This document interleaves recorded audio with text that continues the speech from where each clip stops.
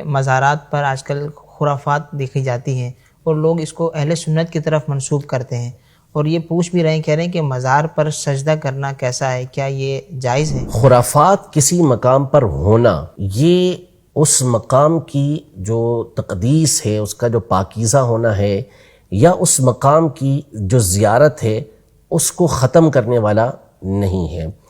خرافات کو ختم کیا جائے گا، نہ کہ اس جگہ پر جانا، اس جگہ کی جو تقدیس ہے، اس کی جو پاکیزی ہے، اس کو وہ ختم کرے۔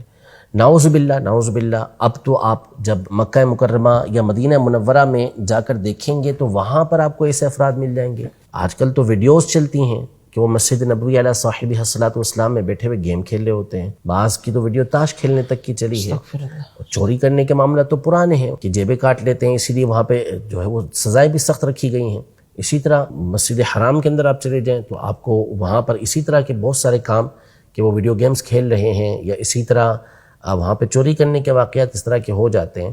تو کیا اس بنیاد پر اس مقام پر طعن و تشنیع کی جائے گی؟ نعوذ باللہ، ایسا ہرگز نہیں ہے۔ تو وہ پاکیزہ مقامات ہیں اور انہی کا فیضان پھر یہاں پر بھی ہے۔ تو ان مقامات پر جو خرافات ہو رہی ہیں، تو اصل تو یہ ہے نا کہ آپ یہ پوچھیں کہ ان خرافات کا ذمہ دار کون ہے۔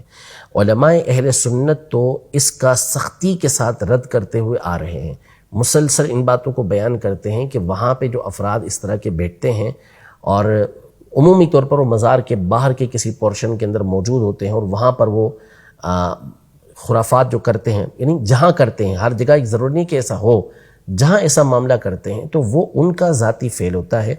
علماء اہل سنت اس کی سختی کے ساتھ ہمیشہ تردید کرتے ہوئے آئے ہیں، اس کا رد کرتے ہوئے آئے ہیں۔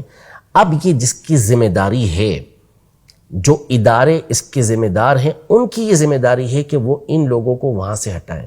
ظاہر ہے کہ یہ اختیار علماء کے ہاتھ میں نہیں ہوتا، عام لوگوں کے ہاتھ میں نہیں ہوتا۔ وہاں جو افراد بیٹھے ہوئے ہیں ان کو ہٹانے کا کام یہ اداروں کا کام ہوتا ہے کہ وہ ان کو ہٹائیں گے، نہ یہ کہ علماء اہل سنت ان کو ہٹائیں گے۔ وہ تبلیغ کر سکتے ہیں، وہ سمجھا سکتے ہیں، وہ بتا سکتے ہیں کہ بھئی یہ غلط ہے۔ خود امیر اہل سنت دامت برکاتہم العالیہ جو اس دور میں اہل سنت کی نمایاں ترین شخصیت ہیں، انہوں نے اس حوالے سے کتنی مرتبہ ان چیزوں کی تردید کی ہے کہ ہمارا ان لوگوں سے کوئی تعلق نہیں ہے، اور ان خرافات کو ہم غلط کہہ رہے ہوتے ہیں کہ وہاں بیٹھ کر جو بھنگ پی رہے ہوتے ہیں یا عورتوں سے ملاقات کر رہے ہوتے ہیں، نمازوں کو چھوڑ رہے ہوتے ہیں، ان سے ہمارا کوئی تعلق نہیں ہے۔ یہ چیزیں چاہے اس مقام پر کی جائیں وہاں بھی غلط ہیں، کسی اور مقام پر کی جائیں وہاں بھی غلط ہیں۔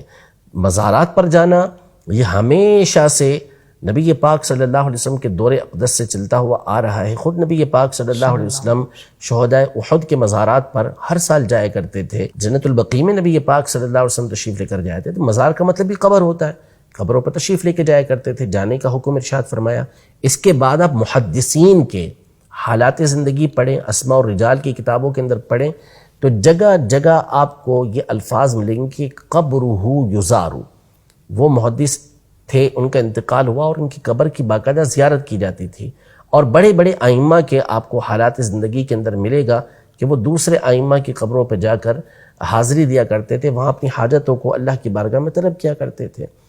تو اصل جو عقیدہ اور نظریہ ہے وہ اس فکر کے علماء بیان کریں گے کہ اصل عقیدہ اور نظریہ کیا ہے۔ ایسے لوگوں کی خرافات کی بنیاد پر اب آپ حکم لگانا شروع کریں گے تو نہ مسجدیں محفوظ رہیں گی، نہ آپ کی شادیاں محفوظ رہیں گی، اور نہ ہی ہمارے جو متفقن علیہ مقدس مقامات ہیں وہ محفوظ رہیں گے۔ تو خرابیوں کو ختم کیا جاتا ہے، نہ کہ اصل جو درست بات ہے اس کو ختم کیا جاتا ہے۔ پھر رہا سجدہ کرنا، تو یہ ابھی کی بات نہیں، برسہ برس سے ہم لوگ بھی بیان کر رہے ہیں، اور خود امام اہل سنت اعلیٰ حضرت فاضل بریلوی رحمۃ اللہ تعالی علیہ نے مستقل اس کے اوپر رسالہ لکھا ہے، الزبدۃ الزکیہ لتحریم سجود التحیہ۔ آپ نے واضح طور پر قرآن و سنت کی روشنی میں اس بات کو بیان کیا ہے کہ جو عبادت کا سجدہ ہے وہ تو صرف اور صرف اللہ تبارک و تعالیٰ کے لیے ہی ہمیشہ سے رہا ہے۔ حضرت آدم علیہ السلام سے لے کر نبی پاک صلی اللہ علیہ وسلم تک کسی نبی علیہ السلام کی شریعت میں یہ جائز ہوا ہی نہیں ہے۔ یہ صرف اور صرف اللہ کے لیے، جو اللہ کے علاوہ کسی اور کو عبادت کا سجدہ کرے تو وہ کافر ہو جائے گا، وہ دائرہ اسلام سے خارج ہو جائے گا۔ دوسرا سجدہ ہوتا ہے تعظیم کا، کہ کسی کی رسپیکٹ کے لیے، کسی کی تعظیم و توقیر کے لیے اس کے سامنے سجدہ کرنا، تو یہ پچھلی شریعتوں میں حلال تھا۔ حضرت آدم علیہ السلام کو فرشتوں نے سجدہ کیا، یوسف علیہ السلام کو ان کے بھائیوں اور ان کے والدین نے سجدہ کیا، لیکن ہماری شریعت مطہرہ کے اندر یہ بھی حرام ہے۔ یہ تفصیل کے ساتھ احادیث طیبہ کی روشنی میں اعلیٰ حضرت امام اہل سنت رحمۃ اللہ تعالی نے بیان فرمایا کہ نہیں، ہماری شریعت کے اندر نبی پاک صلی اللہ علیہ وسلم نے تعظیم کا سجدہ بھی منع فرما دیا، تو نہ مزار کو سجدہ کر سکتے ہیں، نہ کسی انسان کے سامنے سجدہ کر سکتے ہیں۔ سجدہ عبادت کا ہمیشہ سے اللہ کے لیے رہا، تعظیم کا سجدہ پچھلی شریعتوں میں جائز تھا، لیکن ہماری شریعتوں کے اندر یہ بھی حرام۔